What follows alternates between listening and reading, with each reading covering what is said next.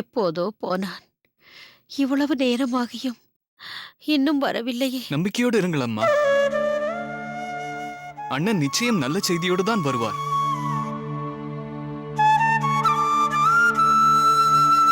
தெய்வக்கரசு, உன் விருப்பத்திற்கு நான் குறுக்கே நிற்கவில்லை அப்பா. ஆனால் உங்கள் ஆச்சாரியரை பற்றி நான் பூர்வாசிரமத்திலேயே உணர்ந்து வைத்துள்ளவள். அவர் அன்று என்னை பாணிக்கிரகணம் செய்து கொண்டபோது எனக்கு வயது 12. அந்த வயதிலிருந்தே அவரை நான் நன்கு அறிந்தவள். அவருடனேயே பல வருடங்கள் வாழ்ந்தவள். அவர் எனக்கு கணவராகவும் இப்பிரதேசத்தின் அரசராகவும் இருந்த காலத்தில் மனதில் ஒன்றை தீர்மானித்து விட்டால் அதை எந்த நிலையிலும் மாற்றிக்கொள்ளவே மாட்டார். அதை பிடிவாதம் என்று சொல்ல மாட்டேன். தீர்க்கமான உள்ள உறுதி, வைராகியம் என்றுதான் சொல்வேன். அந்த பக்குவம்தான் இன்று அவர் ஆச்சாரிய பீடத்திலும் முடிசூடா சிரேஷ்டராக தலைமை ஆச்சாரியராக வீற்றிருக்கிறார். எல்லாம் இருந்த போதும் சரி, பிறகு அனைத்தையும் துறந்து சந்நியாசாசிரமம் கை கொண்ட போதும் சரி, அவர் வந்த பாதை ஒரு வழிப்பாதை. ஏகாந்த சிந்தனை கொண்ட கொள்கையில் அசாத்தியமான உறுதி. அதே சமயத்தில் தர்ம நியாயத்தில் பிறழாத தன்மை. இதன் மொத்த உருவம்தான் என் பூர்வாசிரம கணவரான உங்களின் இன்றைய ஆச்சாரியர். அப்படிப்பட்டவர் இந்த அடியவளை பார்க்க அனுமதிப்பது என்பது எட்டா கனிதான். இல்லை அம்மா, ஆச்சாரியரின் மனம் கனிந்து விட்டது.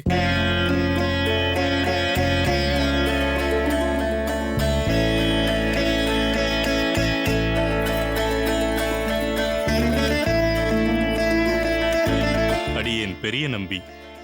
அம்மா, இவரை தெரியும் அப்பா. அன்று நான் முதலில் மடத்திற்கு சென்ற சமயத்தில் இவர் மூலமாகத்தான் என் வரவை தெரிவித்தேன். எனக்காக ஆச்சாரியரிடம் கோரிக்கையை முன்வைத்தவர் ஆயிற்றே. இவரை மறக்க முடியாது. இவரது முயற்சியையும் மறக்க முடியாது. ஆமாம் வரரங்கா, இன்று மட்டும் அவர் மனம் எப்படி கனிந்தது? உங்களது ஆச்சாரியர் என்ன நல்வாக்கை கொடுத்தார்? அதை சொல்லப்பா முதலில். பெரிய நம்பிகளே, தங்கள் திருவாயால் நம் ஆச்சாரியரின் நல்வாக்கை தெரிவித்து விடுங்கள். தாயே, தங்களைப் பற்றியும் தங்களின் இன்றைய நிலையைப் பற்றியும் அரையர் விரிவாக எடுத்துச் சொன்னார். அமைதியாக அனைத்தையும் திருச்செவி சாற்றி அருளிய ஆச்சாரியர் இறுதியில் தங்கள் கோரிக்கையை ஏற்றுக்கொண்டார். இது சத்தியம்.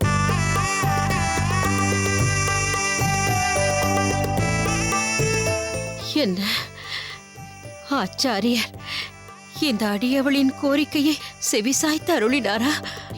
என் விருப்பத்தை ஏற்றுக்கொண்டாரா? ஆமாம் தாயே, ஏற்றுக்கொண்டார். அப்படியென்றால் அவரை தரிசிக்க சம்மதம் தெரிவித்து விட்டாரா? தாயே, அடியேன் சொல்வதை சற்று பொறுமையாக கேளுங்கள். ஆச்சாரியரின் தரிசனத்தாலும் கருணையாலும் அனைவருக்கும் கிடைக்கக்கூடிய பெரும் பேறு பகவானின் நேரடி தரிசனம். அவ்வகையில் தாங்கள் எம்பெருமானின் தரிசனம் பெறும் பேரின்ப நிலையையே அனுகிரகிக்கும் வகையில் இதோ பாருங்கள்.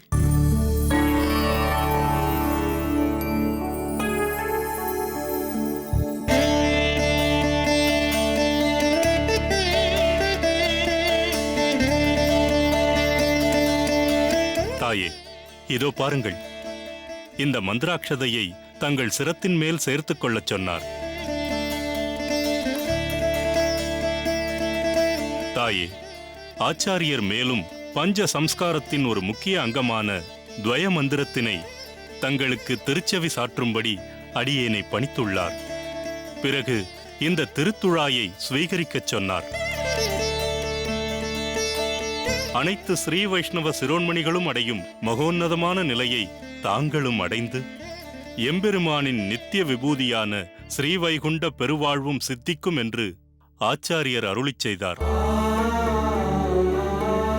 தங்களை தன் சிஷ்யையாக பாவித்து இந்த அக்ஷதையை அடியேனிடம் கொடுத்தனுப்பினார். பெற்றேன், பெரும் பேறு பெற்றேன். அவர் தரிசனத்தையும் தாண்டி பகவத் தரிசனம் காணும் நற்கதியையும் பெற்றுவிட்டேன். அது போதும், அது போதும் பெரிய நம்பிகளே. காதுக்கினிய மிக உயர்ந்த ரசமான அருள் வாக்கை தந்தீர்கள். இந்த அடியவள் பெற வேண்டியது வேறொன்றும் இல்லை. பெரிய நம்பிகளே, காலம் தாழ்த்தாது ஆச்சாரியர் சொன்னதை நிறைவேற்றித் தாருங்கள். இந்த சிஷ்யை இங்கிருந்தபடியே ஆச்சாரியரை சரண் புகுந்தேன். இந்த ஆத்மாவை அவர் பாத கமலங்களில் சமர்ப்பித்தேன்.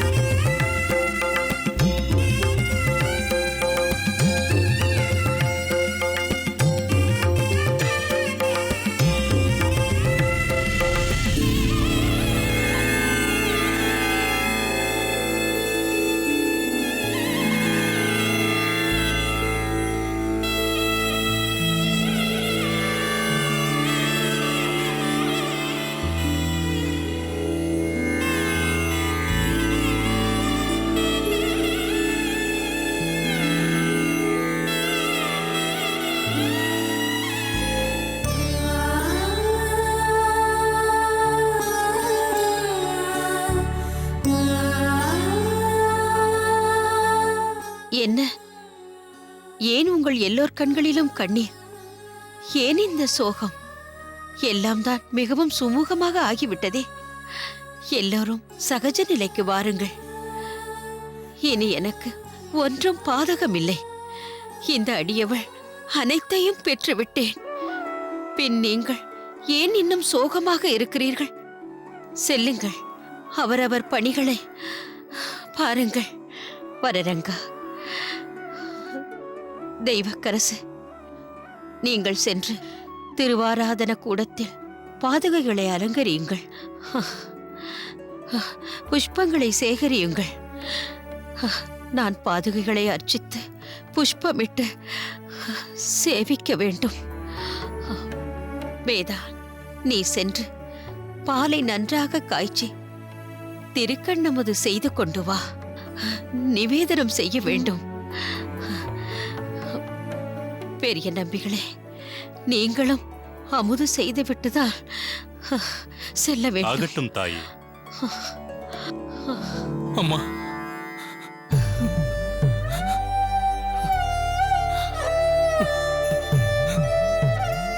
அம்மா,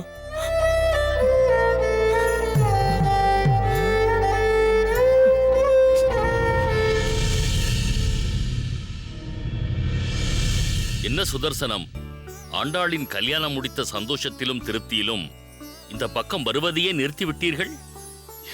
இங்கே மட்டுமா? கோயிலிலேயே சுதர்சனத்தை பார்க்க முடியவில்லை. அப்படியெல்லாம் இல்லை பட்டரே. ஆண்டாளுக்கு உயர்ந்த இடத்தில் சம்பந்தம் ஏற்பட்டதன் பலன் அடியேனுக்கும் இப்பொழுதெல்லாம் பல இடங்களிலிருந்தும் தளிகை செய்வதற்கான வாய்ப்பு வருகிறது. உங்களுடைய சிரத்தைக்கும் செய்யும் தொழில் மேல் நீங்கள் வைத்திருக்கும் பக்திக்கும் நீங்கள் இன்னும் உயர்ந்த நிலையில் இருந்திருக்க வேண்டும். குரேசன் சொல்வது மிகவும் சரி. ஏனோ தெரியவில்லை, பகவான் உங்களை இந்த நிலையிலேயே வைத்திருக்கிறார். சுவாமி, பாகவதத்தில் குந்தி மகாராணி கண்ணனிடம் சொல்கிறாள், எல்லா வசதிகளும் படைத்த ஒருவன் உன் நாமத்தை சொல்வதற்கும், ஏழ்மையிலும் துக்கத்திலும் இருக்கும் ஒருவன் உன் நாமத்தை சொல்வதற்கும் மிகுந்த வித்தியாசம் உள்ளது. வறுமையில் வாடுபவன் உச்சரிக்கும் நாமம் ஏக்கத்துடனும் உருக்கத்துடனும் இருக்கும். அப்படிப்பட்ட ஏழ்மையில் இருப்பவர் உச்சரிக்கும் நாமத்தின் தாக்கமும் சக்தியும் அதிகமாக இருக்கும். அந்த சூழ்நிலையை எனக்கு கொடு என்று குந்தி மகாராணி கண்ணனிடம் துக்கத்தை வேண்டுகிறாள். அந்த விதத்தில் அடியேன் ஒரு செல்வந்தனாக இருந்திருந்தால் லௌகீகத்திலேயே உழன்று கொண்டிருப்பேன். அதனால் தானோ என்னவோ என்னை இந்த நிலையில் வைத்துள்ளார் பகவான். அது மட்டுமின்றி என் பக்தனிடம் இருப்பதை காத்து அவனுக்கு தேவையானவற்றை கொடுத்து நானே அவனை பரிபாலிக்கிறேன் என்று கண்ணன் குறிப்பிடுகிறான். தேவையானவற்றை கொடுத்து என்றால் தேவைக்கு அளவேது? எவ்வளவு கொடுத்தாலும் தேவைகள் இருந்து கொண்டேதான் இருக்கும். ஆனால் கண்ணன் இங்கு குறிப்பிடுவது, எந்த அளவுக்கு செல்வம் இருந்தால் ஒருவனால் பக்தியில் நிலைத்திருக்க முடியுமோ அந்த அளவுக்கு மட்டும்தான் அவர் தன் பக்தனுக்கு செல்வத்தை அருள் பாலிக்கிறார். சுதர்சனத்திற்கு இந்த அளவிற்கு கொடுத்தால்தான் அவன் பக்தியில் இருப்பான் என்று கண்ணனுக்கு தெரிந்திருக்கிறது. உங்களை போன்றோருக்கு எவ்வளவு கொடுத்தாலும் அந்த பக்தி சிறிதளவும் குறையாது என்பதும் அந்த பகவானுக்கு தெரிந்திருக்கிறது. அது எப்படி சுதர்சனம்? உம்மிடம் இருக்கும் உயர்ந்த குணத்தை கூட நீர் தாழ்த்திக் கொண்டு மற்றவர்களை உயர்வாக பேசுகிறீர். எப்படியோ பகவான் பார்த்துத்தான் படியளப்பான் என்பது போல் ஆண்டாளுக்கு உகந்த ஒரு ஆத்துக்காரரை அமைத்துக் கொடுத்து விட்டான். அதேபோல் பெருமாளின் ஒரு பக்தை அடியேனுக்கு அகத்துக்காரியாக அமைந்தது அடியேன் செய்த பாக்கியம். இப்பொழுது கூட பாருங்கள், சுமங்கலிகளை வரவழைத்து காரடையான் நோன்பு அனுஷ்டிக்கிறாள். அகத்துக்காரர் தீர்காயுளுடன் இருக்க வேண்டும் என்று.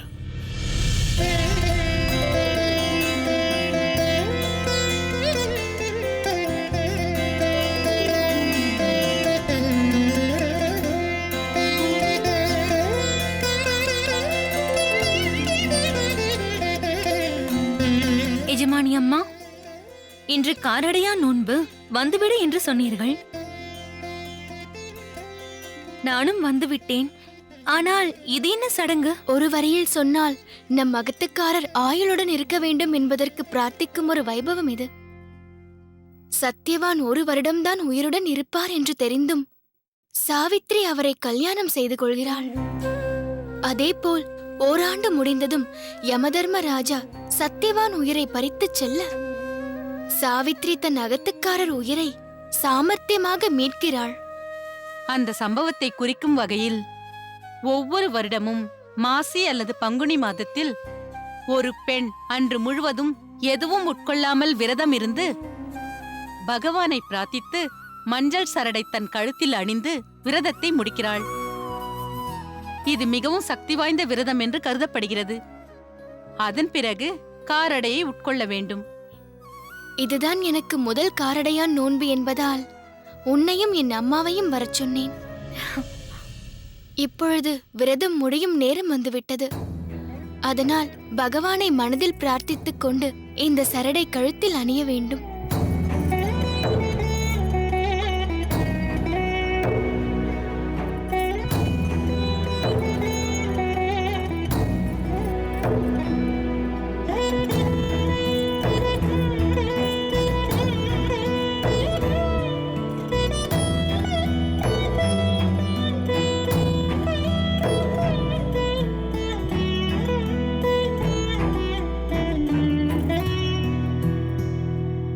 வாருங்கள் மாப்பிள்ளை.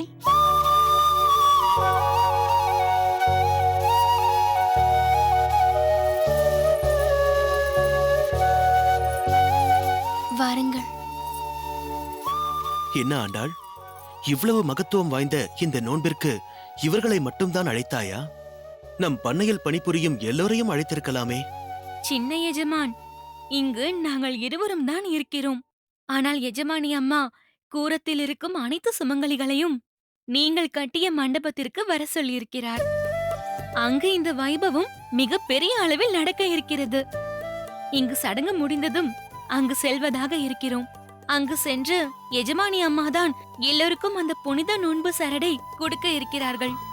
ஆண்டாள், இந்த அளவிற்கு நீ யோசித்திருக்கிறாய்.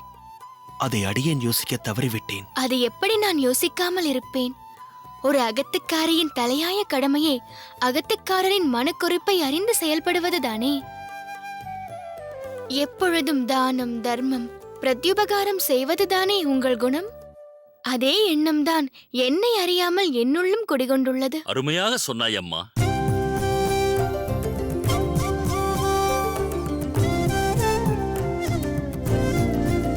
இதற்கு பெயர்தான் ஆதர்ஷ தம்பதிகள். கிரகஸ்தாஸ்திரம தர்மமும் இதுதான். அதற்கு எடுத்துக்காட்டாக நீங்கள் இருவரும் விளங்குகிறீர்கள். அம்மா ஆண்டாள், உன்னை நினைத்தால் எனக்கு மிகவும் பெருமையாக இருக்கிறது. இப்படிப்பட்ட சம்பந்தம் ஏற்பட்டது பகவத் கிருபை. இதை எத்தனை முறைதான் சொல்வீர்கள்? 1000 முறை வேண்டுமானாலும் சொல்வேன். சரி எஜமானி அம்மா, நான் மண்டபத்திற்கு செல்கிறேன். நீங்கள் பிறகு வாருங்கள். சரி. அம்மா ஆண்டாள், இது உன்னுடைய முதல் காரடையான் நோன்பு. அதனால் மாப்பிள்ளையின் காலில் விழுந்து ஆசிர்வாதம் வாங்கிக்கொள். வாருங்கள் மாப்பிள்ளை.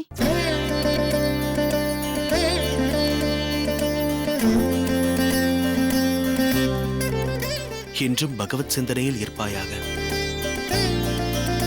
எழுந்திரு. மாப்பிள்ளை, ஆண்டாளுக்கு குங்குமம் கொடுங்கள்.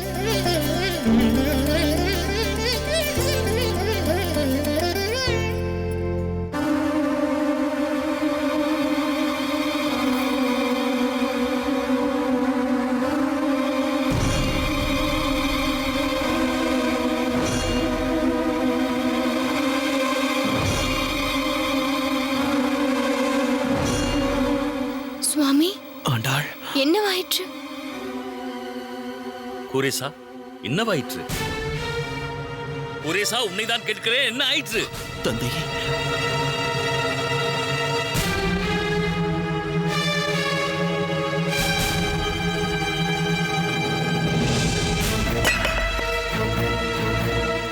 சுவாமி, என்னவாயிற்று? மாப்பிள்ளை, மாப்பிள்ளை, சுவாமி, மாப்பிள்ளை, என்னாயிற்று? மாப்பிள்ளை, சுவாமி, மகனே, குரேசா, சுவாமி, குரேசா, என்னவாயிற்று?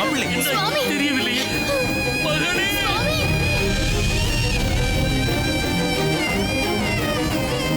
கவலைப்படாதே. ஓர் சரணடைந்த சிஷ்யையாக உன் தாயார் நற்கதி அடையும் பாக்கியத்தை அடைந்தாள் என்ற அனுகிரகத்தை அவளிடம் தெரிவித்துவிடு. ஐயா, ஒன்றும் இல்லைங்க, என்னை வீட்டை விட்டு வெளியே போக முடியலங்கய்யா. எங்கே போனாலும் ஆட்டோகிராஃபு, ஃபோட்டோகிராஃபு, செல்ஃபி, அதை விட என்னோட சுண்டு விரல தொட்டு பார்க்கணும் கூட ஆசைப்படுறாங்க ஐயா. நான் என்னய்யா பண்ணுறது?